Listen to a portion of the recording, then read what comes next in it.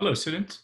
So as I said in the previous video, once Kepler found the position of Mars at several different points and determined its orbit, he had no idea what the shape of the orbit was. But he was an excellent geometer. So through geometry, he realized that the shape was an ellipse. Let's follow the steps that Kepler took on finding the shape of the orbit. So this was the shape that Kepler had. You have that the position of the sun is A, D is the perihelion, the part of the orbit that is closest to the sun. C is the aphelion, the part of the orbit that is furthest from the sun. The line CD is the line of Apsides. B is the point that bisects the line of Apsides, that's the geometrical center of the orbit. And P is the position of Mars. So what we want to find is AP, the radius vector of the orbit. So let's draw that and call this R. So you want to know what this segment is. Algebraically, you would call it R and try to find a mathematical relationship for it. Geometrically, what you do is that you draw a circle. So this circle is centered on A and goes to P. So the radius of this circle is the radius vector R that we want to find. So we do not need to find exactly AP. If we find this radius in any position, in any angle of the circle, we're going to have found the radius vector. So let's see if there is any other geometrical coincidence that help us find what the radius vector is.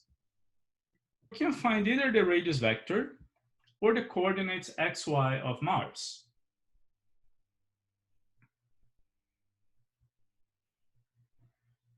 So let's draw the circumscribed circle. So this is the circle with center B and radius BC. Let's call it A. And we can define the coordinate x of Mars by drawing the vertical from point P. So that lands on the line of Apsides at point H. X is equal to the segment BH. The y position of the planet is the segment PH. Now we can define the eccentric anomaly, which is the angle from the center of the orbit to the circumscribed circle at the vertical of the planet. So that would be the angle prolonging PH, so that it intersects the circumscribed circle at the point Q. So if you draw BQ, the eccentric anomaly is the angle ABQ. Now let's define also the angle beta, which is the complement of E. So the x is equal to BQ cosine of beta. And because BQ is the radius of the circumscribed circle, that's equal to A. So we found the first coordinate. X is equal to A times cosine of beta. Now let's find Y. Y is found by the triangle AHP. So AHP is a right triangle. The hypotenuse is the radius vector. PH is Y. And the bottom side is BH, which is equal to X, plus AB, which is by definition the distance from the sun to the center. That's A times E, the radius of the circumscribed times the eccentricity of the shape. Now, this is going to be the eccentricity of the ellipse. Kepler didn't know that yet, but he, by definition, called this distance the eccentric distance, the distance that you have to move the sun away from the center. Essentially, the little e so far for the eccentricity is an ad hoc constant. So in applying Pythagoras triangle, you have the r squared is equal to y squared plus ae plus x squared. So you can solve this for y. Kepler realized a curious thing, that if you take the tangent from point Q to the bigger circle centered on A, BQ is going to be parallel to the side going from A to the point where it is tangent to the circumscribed circle. Call this the point K. So both of these angles are right angles.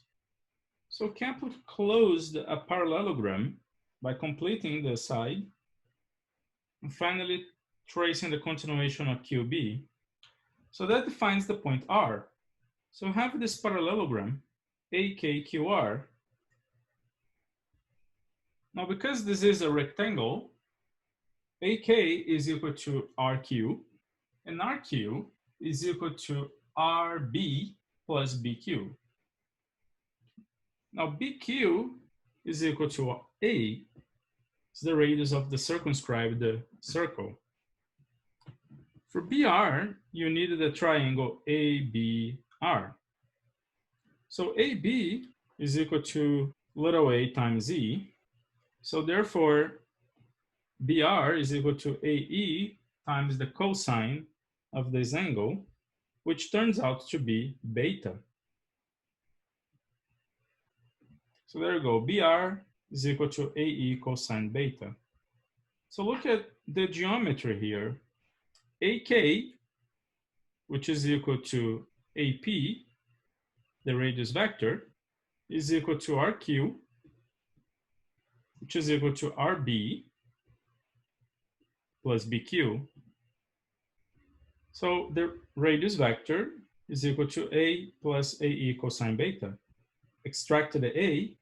Now finally write it in terms of the eccentric anomaly, the big E, which is 180 minus beta. So we found the radius vector. The radius vector is A times 1 minus the eccentricity times the cosine of the eccentric anomaly. Now let's put that on the equation for y. So y squared is equal to r squared minus AE plus x squared. So let's substitute x. X is A cosine beta. So we can expand the square. The linear term in cosine cancels. And this becomes A squared times 1 minus little e squared times 1 minus cosine square of big E. And 1 minus cosine square of big E is sine square of big E. So we found the equation for the sine of big E. Now, because of the equation for x, we also have the cosine of big E. Cosine squared of beta is equal to the cosine square of big E. So we have the sine square and the cosine square of the same angle. Sum them, that must be equal to 1. You will recognize this as the equation of an ellipse, where A is the semi-major axis, and the semi-minor axis is A times the square root of 1 minus the eccentricity squared. So QED, the orbit, is an ellipse.